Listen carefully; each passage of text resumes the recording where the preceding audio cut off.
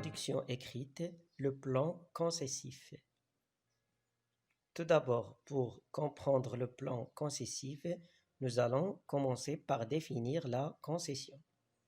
La concession est une figure de style ou un procédé de rhétorique qui consiste à faire semblant d'accepter les propos d'un adversaire de façon provisoire pour l'amener facilement à accepter nos propos qui lui sont en réalité contraires.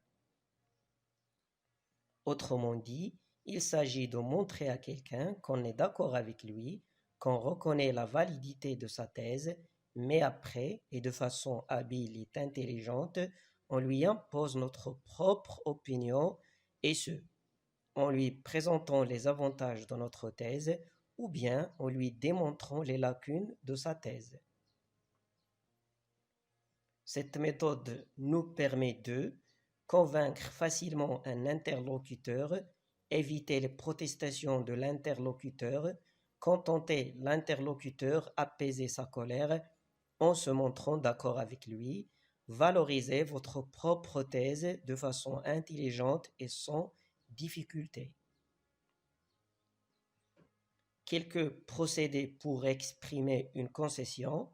Il est vrai qu'on ne peut pas nier que, sans doute, on est d'accord avec cette idée, bien que, certes, on admet que, on accepte que, il est acceptable que, il est incontestable que, nous devons consentir sur ce point, vous avez raison sur ce point-là, je concède que vous avez raison sur ce point-là, etc. Toujours suivi de mais, pourtant, cependant, néanmoins, etc. Et voici un exemple. Sujet ou bien antithèse. La peine de mort est une sentence équitable lorsqu'il s'agit d'un infanticide. Ici, vous avez deux choix, soit répondre de façon directe en exprimant votre désaccord ainsi. Non, je ne suis pas d'accord. La peine de mort n'est pas la solution pour punir un criminel, même s'il s'agit d'un infanticide. Car je crois qu'il faut tenir compte des circonstances du crime et réfléchir aux causes qui poussent une telle personne à tuer un enfant, comme la pauvreté et le chômage. En plus, il est inhumain de tuer un homme qui a des enfants, etc.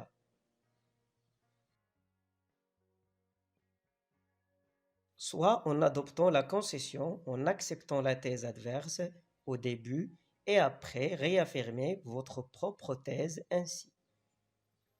Certes, la peine de mort est une sentence équitable lorsqu'il s'agit d'un infanticide, j'y consens, elle est même nécessaire pour arrêter ces crimes horribles et impardonnables.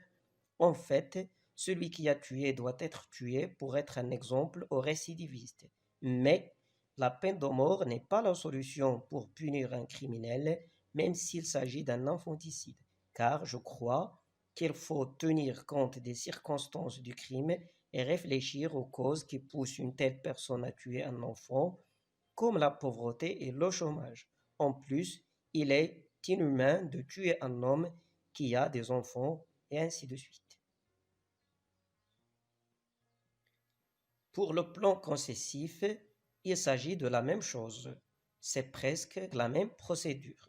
Le raisonnement concessif, ou bien le plan concessif, consiste à accepter provisoirement la thèse contraire, à louer les arguments qui l'étayent et les idées qui justifient sa validité dans le premier paragraphe, pour les réfuter par la suite en leur opposant des arguments ou bien des contre-arguments qui appuient la thèse défendue et prouvent l'impertinence ou au moins les défauts de la thèse adverse dans le deuxième paragraphe.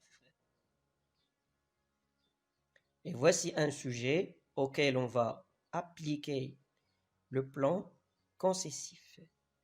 Beaucoup de personnes disent que la solitude a des effets négatifs sur la santé physique et mentale. Avoir des amis est souvent une source d'ennui et de problèmes interpersonnels. Partagez-vous cette idée? Rédigez un texte argumentatif en adoptant le plan concessif dans lequel vous appuyez votre point de vue par des arguments pertinents. Donc voici votre plan. Après l'introduction, vous allez mettre dans le premier paragraphe argument en faveur de la thèse adverse. Vous allez afficher ou bien témoigner de votre accord provisoire simulé. La solitude est bénéfique pour la santé physique et morale. Puis dans le deuxième paragraphe, argument pour la thèse défendue, vous allez réfuter la thèse adverse. Pourtant, la solitude a des effets négatifs. Dans la conclusion, vous allez mettre un compromis, une ouverture et pourquoi pas votre point de vue personnel. Donc, commençons par les arguments. Arguments en faveur de la thèse adverse.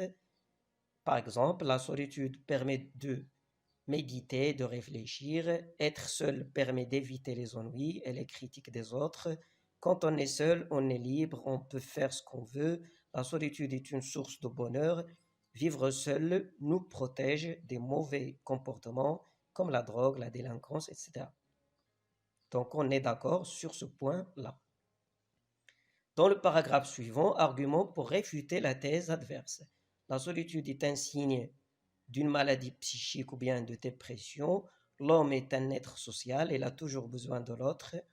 Les amis nous aident à résoudre les problèmes, les exercices. Un vrai ami soulage et partage notre douleur. Les plus beaux moments sont ceux qu'on a passés avec les amis, etc. Maintenant, affinement et rédaction. La solitude est l'état d'une personne qui préfère vivre à l'écart, isolée des amis et des proches. Beaucoup, ou bien pour beaucoup de gens, la solitude est bénéfique pour la santé physique et mentale. En fait, les amis sont souvent une source d'ennui et de problèmes interpersonnels. Alors, à quel point ce raisonnement est-il juste? N'y a-t-il pas pourtant quelques privilèges de la solitude à apprécier? Il n'y a aucun doute qu'aujourd'hui, la solitude peut paraître bénéfique pour la santé physique et mentale. En fait, c'est une opportunité pour méditer, réfléchir et créer.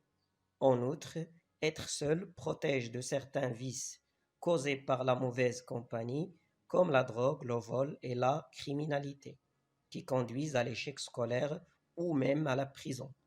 La solitude, il est certain, est une source de bonheur et de liberté, car lorsqu'on est seul, on est heureux et libre, puisqu'on peut faire ce qu'on veut, par exemple écouter la musique ou regarder le film préféré, sans oublier que l'être humain a de temps en temps besoin du calme et du repli sur soi pour mieux se concentrer ou pour retrouver son bien-être loin d'une société pleine d'agitation et de mouvement.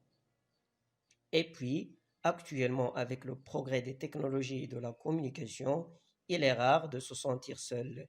Enfin, comme a dit Sartre, l'enfer c'est l'autre, et donc vivre seul nous épargne beaucoup d'ennuis qui risquent de gâcher notre paix et notre bonheur. Cependant, et bien que la solitude ait des avantages, elle reste un obstacle à tout développement personnel ou professionnel, parce qu'aujourd'hui, l'esprit de groupe est l'un des facteurs essentiels qui permettent de réussir en s'intégrant facilement dans une société ou dans une entreprise. Par contre, l'isolement mène à la dépression et l'angoisse chronique qui finissent parfois par le suicide. Certaines personnes, à force d'être seules, trouvent des difficultés à communiquer ou à s'ouvrir sur leur entourage, ce qui nuit à leurs propres intérêts.